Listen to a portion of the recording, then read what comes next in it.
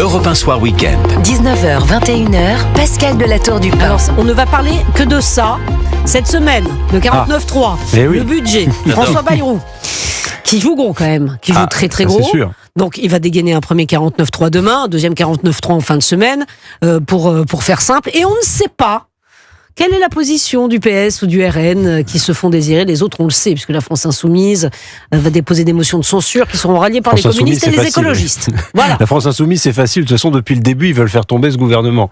Pour ce qui est du Parti Socialiste, il faut quand même reconnaître une chose, c'est que François Bayrou a été relativement habile dans son approche vis-à-vis des socialistes, qui leur a donné un certain nombre de gages, notamment sur l'aide médicale d'État, qu'il les a reçus, qu'il a dialogué, qu'il a été dans une démarche assez constructive. Et vis-à-vis du Rassemblement national, moi j'ai écouté Marine Le Pen dans une de ses récentes interviews parler de François Bayrou en des termes plutôt élogieux, expliquant que c'était un homme courtois et que il n'était pas arrogant vis-à-vis du Rassemblement national, qu'il était à l'écoute, etc. Donc, si j'en juge par ces différents éléments, ça me porte à vous dire que François Bayrou n'a pas commis les mêmes erreurs que Michel Barnier et qu'il a réussi à ne pas s'aliéner le Rassemblement national sans déplaire fortement au Parti socialiste. Maintenant, ça c'est le scénario positif, vous me voyez venir. Le scénario plus négatif, c'est que dès lors qu'il va utiliser ce 49.3, moi je pense que ça va aiguiser l'appétit d'un certain nombre de frondeurs. La dernière fois, il y en a eu 8 au Parti Socialiste. Là, il y en aura peut-être plus qui vont, d'après mes sources, au Parti Socialiste. Non, mais lui, les sources, ça ne sera pas trop au Parti Socialiste.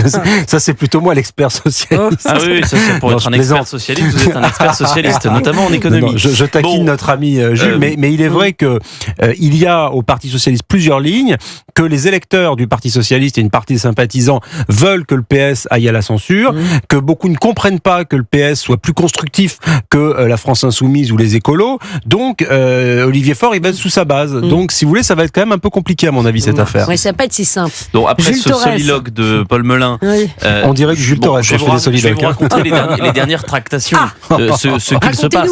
C'est-à-dire que pourquoi François Bayrou a décidé de sortir un dimanche matin sur l'utilisation de ce 49.3. Normalement, ça ne se fait jamais. Le Premier ministre l'annonce à la tribune, c'est ce qu'Elisabeth Borne avait fait, c'est ce que Michel Barnier avait fait. D'ailleurs, c'était la raison pour laquelle il avait été censuré. Là, il prépare tout le monde et surtout, il voit les réactions. Et on voit bien que les réactions du côté du Parti Socialiste ne sont pas velléitaires. On voit bien que ils ont accepté, ils ont tapé dans la main de François Bayrou sur cette question du budget. François Bayrou, qui en effet a été très habile, a fait un certain nombre de concessions sur les retraites. Il va y avoir un conclave sur les taxations sur le revenu. Toute la semaine, on a parlé de Bernard Arnault et des patrons. Ça, c'est parce que c'est une concession faite aux socialistes. Donc, il y a des milliards et des milliards qui ont été lâchés pour contenter le Parti socialiste. Donc, ils ne vont pas se mettre massivement à voter la censure qui, a priori, sera votée mercredi. Du côté du Rassemblement national, c'est la même chose. Marine Le Pen, qui termine la séquence de deuil de son père Jean-Marie Le Pen, a été en effet assez gentil. Jules Torres redit la même chose que moi sur Twitter. Oui, mais moi, vous vous apercevez. Non, mais moi, le problème, et lui, il est journaliste politique pour redire ce que je dis. Moi, l'avantage, c'est que c'est sourcé, mon cher Paul. Très cher. Bon, moi, l'avantage, c'est que c'est sourcé, mon cher Paul. Et on voit bien aussi que Jean-Philippe Tanguy, qui a un petit peu pris les rênes parce qu'il est président délégué du groupe Rassemblement national à l'Assemblée nationale, lui dit qu'il y a quelques amendements où il faut encore avoir des discussions. Mais c'est un peu un coup d'épée dans l'eau, c'est le dernier coup de pression avant le vrai vote et avant une semaine décisive, mais a priori, François Bayrou pourra respirer mercredi soir lors de l'examen de la motion de censure. Et il y aura une autre conséquence à tout ça, d'après Manuel Bompard, si jamais effectivement le PS ne fait pas opposition, le NFP c'est terminé.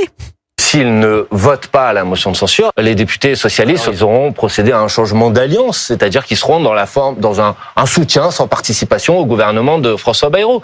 Et à partir de ce moment-là, ils auront, de mon point de vue, renié les engagements qu'ils ont pris devant les électrices et les électeurs. Donc évidemment qu'à partir de ce moment-là, ils ne seront plus alliés avec le nouveau Front populaire, mais alliés avec la coalition au pouvoir aujourd'hui. Jules Torres. Oui, vous avez complètement raison. Non, mais c'est vrai que le NFP va être complètement disloqué. Il va y avoir une rupture, mais on peut compter sur eux pour se retaper dans la main dès qu'une prochaine dissolution ou des législatives ce serait une posture. Souvenez-vous quand même, aux européennes, il y a eu une guerre très dure il y avait 4 candidatures de gauche. Il y avait le Raphaël Glucksmann qui en plus a fait une très bonne campagne et il a pris un certain nombre de colibets de la part de la France Insoumise. Ça ne les a pas empêchés, tout ce beau monde, au lendemain, 2 jours après la dissolution, de se taper dans les mains sur un programme du Nouveau Front Populaire qui était un copier-coller de celui de la France Insoumise et non pas celui du PS. Donc vous savez, et Paul en parlera beaucoup mieux que moi parce qu'évidemment c'est quelqu'un qui a des amitiés socialistes, donc il les connaît. Je signe mes SMS en mettant amitié socialiste quand j'écris à amitié socialiste. Moi je lui réponds amitié vendéenne. Donc on voit bien qu'ils sont capables de tout, à condition qu'il y ait un joli plat de lentilles au bout. Le Parti socialiste quand même a récupéré une quinzaine de députés à la faveur de ce Nouveau Front Populaire. Donc on voit très bien aussi qu'Olivier Faure, même s'il est critiquable en beaucoup de points, eh bien il a fait un bon choix en s'alliant au Nouveau Front Populaire et il a fait un bon choix stratégique aujourd'hui en décidant de faire une petite rupture avec la France Insoumise de Jean-Luc Mélenchon. C'est vrai, c'est que la gauche a quand même le chic, et ça c'est une différence historique, il faudrait s'y pencher d'ailleurs entre la gauche et la droite, c'est que la gauche est capable de s'entretuer politiquement, de se dire pique-pendre les uns sur les autres, écoutez ce que dit Jean-Luc Mélenchon de ce pauvre Olivier Faure, ce qu'il a dit de Jérôme Gage, enfin, c'est d'une violence dans les termes. De Doriot. Oui, absolument, et ses militants le qualifient de suprémacistes blancs. Donc si vous voulez, on est vraiment sur pas des petites choses lancées comme ça, des petites piques, comme parfois on s'en lance avec notre ami Jules Torres. Là, c'est vraiment l'inimitié la plus totale. Et pourtant, dès lors qu'il s'agit de sauver quelques sièges, là, ils retrouvent le téléphone les uns des autres et ils font la ronde et ils se mettent tous ensemble et c'est formidable. La droite, c'est pas faire ça. Vous aurez jamais d'alliance, enfin peut-être qu'il y en aura une un jour, mais en tout cas par le passé, même quand dans les années 90, il y avait des tractations, des discussions entre le Front National, par exemple, et le RPR, ça n'est jamais allé véritablement au bout. Alors que les différences sont bien moindres. Oui, elles sont peut-être plus proches à droite d'ailleurs, je suis d'accord. Beaucoup moins de différences entre Marion Maréchal, Sarah Knafo et Édouard Philippe qu'entre Jean-Luc Mélenchon et Raphaël Glucksmann. On voit bien qu'il y a sur bon nombre de sujets, et notamment les sujets de sécurité, une fracture à gauche qui n'est pas du tout présente à droite. J'ai une info. Oh là, vous n'avez que ça. Roulement de tambour. Vous n'avez que talent et info. J'ai une info à droite. Xavier Bertrand. Il était l'invité de nos confrères de BFM TV. Vous êtes sûr que c'est une info de droite, ça, Xavier Bertrand? Il est à l'air, non? Non, je plaisante. Du contraire. Non, oui, j'aurais dit il a un super micro-parti qui s'appelle La Manufacture. Alors, ça, c'est un journaliste bien informé parce que personne ne le sait en France. Non, c'est vrai. C'est à ça que je sers, mon cher frère. Dites-moi, vous savez ce qu'il vient de dire à nos confrères de BFM TV? Oh là, non. Qui se préparait à l'élection présidentielle. Oh là là là là. Voilà. Mais c'est pas une info, ça, Pascal. C'est du réchauffé, votre info. Écoutez, en tout cas, il vient de l'assumer. Oui, enfin, c'était un secret de Polichinelle. L'Élysée plutôt que Matignon. Oula. Oui, non, mais le Conseil régional des Hauts-de-France, normalement, c'est très bien aussi. Il est dur. C'est-à-dire que enfin, Xavier Bertrand, c'est un peu tôt quand même. C'est quand même incroyable. Oui, mais vous savez, David Lisnard s'est déclaré candidat aussi. Bon, il y en a plusieurs. Moi, je trouve ça plutôt honorable de pas, de dévoiler son jeu très tôt et de pas être dans les faux semblants. Xavier Bertrand, il a une grande ambition présidentielle. On le sait depuis longtemps. Il a été la dernière fois. Il le sera probablement la prochaine. Il y en a d'autres, comme lui. Maintenant, je suis pas sûr que son axiome idéologique convienne à la droite, si vous voulez, telle qu'elle s'est recomposée. Quand vous voyez qu'une des personnalités préférées de la droite, c'est Bruno Retailleau, c'est pas exactement la même ligne que Xavier Bertrand, même s'il a des qualités. Oui, c'est pas la même droite. Torres, que vous dites en substance, et il a zéro chance, en fait. Il peut toujours y aller, il a zéro chance. Complètement. Il n'avait pas eu de chance en 2021. Je ne vois pas comment là, en plus, mine de rien, la droite est en pleine recomposition. Elle a fait ce très bon choix que le PS n'a pas fait, c'est-à-dire de rejoindre le gouvernement quand bien même ils avaient des désaccords, et on voit bien que Bruno Retailleau, il y a quelque chose qui se passe avec lui, c'est-à-dire que dans les baromètres d'opinion, dans les sondages, quand il va voir les Français, les Français lui allouent quand même une certaine crédibilité, une certaine assurance, un certain volontarisme, et ça c'est quelque chose qui n'existait plus à droite. Et des personnalités comme Xavier Bertrand, à qui d'ailleurs on a proposé d'intégrer le gouvernement et il a refusé, ils sont un petit peu discrédités auprès des Français, et c'est la même question qu'il se pose avec Laurent Wauquiez, parce que c'était lui l'homme fort de la droite normalement depuis que Valérie Pécresse a sombrement échoué à la présidentielle de 2022. C'est lui qui devait recomposer la droite, et les électeurs de droite lui en veulent de ne pas avoir intégré le gouvernement, parce qu'il voit bien qu'avec Bruno Retailleau, mine de rien, il n'est peut-être pas majoritaire au sein du gouvernement. C'est très compliqué sur la question des Algériens, sur la question de l'immigration, il peut pas faire tout ce qu'il veut, mais en revanche, il peut faire des choses. On voit bien que sur l'immigration et la sécurité, il y a quand même un changement de discours, un changement de ton. Alors, il n'a pas encore renversé la table, mais en seulement 3 mois, Bruno Retailleau a fait plus que sur l'aspect sécuritaire et migratoire qu'Emmanuel Macron Donc, en 7 ans. Il a zéro chance. Xavier Bertrand. Voilà, Moi, je suis en mode catégorique, on n'est jamais sûr de rien en politique, mais je suis assez d'accord. C'est loin quand même, avec 2027. Non, c'est loin, mais il est vrai que Xavier Bertrand, en tout cas, quand on regarde aujourd'hui, mais même d'ailleurs, on se focalise sur la droite, mais même au niveau de la France tout entière, notamment sur les questions régaliennes, quelqu'un comme Xavier Bertrand qui a une approche beaucoup plus consensuelle, beaucoup plus traditionnelle des questions de délinquance, d'insécurité, d'immigration, c'est-à-dire un peu chiracienne, quoi. Voilà, assez modéré. Ça convient beaucoup moins au pouls du pays de façon générale.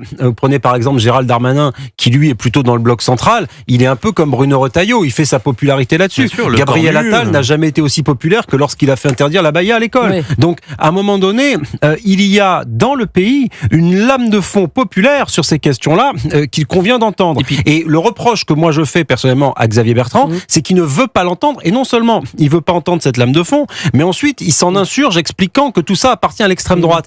Et là-dessus, il faudrait qu'il comprenne que les temps ont peut-être un peu changé. Dans un instant, on va parler de l'Assemblée. Je ne sais pas si vous avez vu ce petit échange d'Emmanuel Macron avec une citoyenne du côté de Colmar. Ah, ça ne nous a pas échappé. Non, bien sûr, on va réécouter ce petit échange. C'est super, on a un président alternatif. Non, mais c'est incroyable. Ah, dès qu'il peut dire du mal du président, lui est là. Dès que vous pouvez en dire du bien. Mais je suis objectif, on va réécouter ce petit échange, c'était assez intéressant à propos de l'Assemblée. C'est pour l'histoire de la 5e République, ce que fait en ce moment Emmanuel Macron. Oui, alors c'est vrai qu'on se pose des questions. Il s'occupe du Louvre, il s'occupe de beaucoup de choses. C'est très important. Il fait son histoire avec un influenceur. Excuse-moi, on a la Vasque et le Louvre, un président de la République ou on a un secrétaire général de la région Hauts-de-France. Et l'influenceur, évidemment. Je ne sais pas ce qu'il a avec les Hauts-de-France ce soir, mais Xavier Bertrand a dû lui faire un truc. On revient tout de suite, il est 19h44 sur Europe 1. Europe 1 Soir Week-end, 19h, 21h. Sur Europe 1. Europe 1 Soir Week-end. 19h, 21h, Pascal de la Tour du Pin. Avant de vous faire écouter ce petit échange entre une citoyenne de Colmar et le chef de l'État à propos de l'Assemblée nationale, ce petit indiscret dans les colonnes du JDD. Alors c'est génial, écoutez, puisque vous êtes le chef des indiscrets du JDD, Jules Torres, on a adoré ce petit indiscret. Est-ce que vous me permettez de le lire ? Mais faites-le avec votre meilleure voix. Voilà, mépris de classe à l'Assemblée. Et moi, sur les toits et dans les combles du Palais Bourbon, où ça fait une cinquantaine de couvreurs, de maçons, d'électriciens, de plombiers, on fait des travaux, semble-t-il, à l'Assemblée. Il y a toujours des travaux là. Toujours des travaux. Les ouvriers sont désormais, non mais écoutez bien, interdits d'accès aux 2 machines à café et aux distributeurs du premier étage, parce qu'il y a des députés qui se sont plaints de croiser trop d'ouvriers sur ce chantier de rénovation. Non mais attendez, vous voulez la suite ? On y prenait nos cafés depuis 4 mois, se désole un ouvrier, on nous a dit que ça ne fait pas bien d'être en habit de travail dans les couloirs. Quelle horreur. Non mais alors écoutez, c'est incroyable, les bras m'en tombent. Alors Marine Le Pen a retweeté ça. Il y a eu des réactions. Voilà, notamment, quelle honte, l'Assemblée nationale est la maison du peuple, pas un palais de roitelets. Non mais alors excusez-moi, mais on veut plus d'informations, Jules Torres, sur cet indiscret. C'est déjà bien ce que j'ai écrit. Non mais bon, moi vous savez, en tant que journaliste politique, je vais également souvent à l'Assemblée nationale et il m'arrive d'aller au Sénat. Et c'est vrai qu'à l'Assemblée nationale, il y a beaucoup de travaux, parce que c'est évidemment un vieux bâtiment et ça mérite de l'entretien, et notamment sur la question des combles et des toits, et ça fait quelques semaines, quelques mois qu'il y a des travaux, et jusqu'à maintenant, les électriciens, les maçons, les couvreurs avaient le droit d'aller où vont parfois les journalistes, c'est-à-dire au premier étage. Vous pouvez prendre des cafés, vous pouvez prendre, il y a des distributeurs automatiques, comme dans toutes les entreprises. Et bien, depuis la semaine dernière, on leur a notifié à tous ces couvreurs, ils sont plusieurs dizaines, qu'ils n'avaient plus le droit, puisqu'il y avait eu des plaintes de députés. Alors, il faut savoir que Yael Braun-Pivet a fait un tweet pour dire que les services de l'Assemblée nationale ne l'avaient pas fait, alors que moi, je peux vous dire que j'ai discuté pas avec 1, pas avec 2, pas avec 3, mais avec toute une équipe qui travaille dans ces travaux-là, et qui m'ont bien dit que 2 personnes des services de l'Assemblée nationale étaient venus pour leur notifier qu'ils n'avaient plus le droit de venir. Et je veux vous rassurer, parce que moi, la première question que j'ai posée, mais que vous, quand vous y allez, vous enlevez... Comme dit Thomas Lacroix, elle est belle, la représentation nationale. Elle est très belle, la représentation nationale. Alors malheureusement, ce sont des gens qui ne sont pas très politisés, et donc je leur ai montré des photos de députés, quelques-uns. Et vous n'avez pas réussi à savoir qui c'était. Notamment les présidents de groupe et tout ça, et ils ne reconnaissaient pas les personnes qui auraient pu se plaindre, ou qu'ils auraient croisées et qui auraient pu se plaindre. Après, je vais pas supputer, je ne peux pas savoir de quel camp ça vient, mais la vraie question, c'est ce mépris de classe, d'autant plus que c'est ça que je veux dire, c'est qu'ils y allaient en tenue, c'est-à-dire qu'ils enlevaient, ils étaient pas comme des malpropres, ils enlevaient leur casque de chantier. Enfin donc voilà, ils étaient en très bonne tenue, comme on peut le voir souvent. Il y a parfois des travaux c'est quand même dans notre incroyable. bâtiment. Il faut Eh une bien, les gens ont mobilisation droit. pour leur amener du café dans les parties je vais du vous dire, moi, travail. je trouve- C'est quand même Non, mais hallucinant. surtout, c'est des gens qui Paul travaillent Melun. toute la journée. D'abord. On est en hiver, il fait très froid, donc à un moment donné, voilà, ils méritent d'avoir du café et en plus qu'ils payent, quoi. Non, mais c'est Donc, quand même hallucinant, Paul ouais. Melun. Non, mais Non, évidemment. franchement, Non, mais on d'abord- sourit, mais c'est pas drôle. Moi, je trouve ça pas drôle du tout. D'abord, félicitations Jules, parce que c'est important que ça se sache, et je pense que vous avez très très bien fait de le révéler. Et ensuite, non, moi je pense que c'est vraiment Merci, important. Paul. Et non, vraiment, je blague pas. Et c'est s'il y a un rôle du journaliste qui est aussi important, c'est de relever ce type de fait qui, à mon avis, n'est pas un petit fait et qui en dit long de la vision qu'un certain nombre de nos élus ont. Et cette vision-là transpire effectivement le mépris de classe. Le terme, à mon avis, est très bien choisi. Et donc, je trouve ça scandaleux. Moi, je suis assez horrifié par ce qu'on apprend dans cet indiscret. Et je trouve que ça en dit long sur le rapport qu'un certain nombre d'entre eux, de ces députés, entretiennent à ce qu'ils appellent parfois entre eux la France d'en bas. Je veux pas faire là de populisme de bas étage ou de démagogie, mais en tout cas, je trouve que c'est quand même très inquiétant et que c'est un symbole aussi des temps. Vous savez, on a eu un certain nombre de premiers ministres en France qui ont été d'anciens ouvriers, qui ont eu des emplois manuels, qui ont été des premiers ministres remarquables, des ministres remarquables. Et quand on nous parle à longueur de journée de déconnexion, c'est peut-être un peu aussi de ça dont il s'agit, c'est-à-dire le côté cacher cet ouvrier que je ne saurais voir. Et ça, je trouve ça dégoûtant, franchement, scandaleux. Et j'espère qu'ils sont très minoritaires à l'Assemblée. J'espère que ça représente pas grand monde. Et ceux-là doivent pas être fiers aujourd'hui. Bon, c'est bien, au moins on l'aura dénoncé.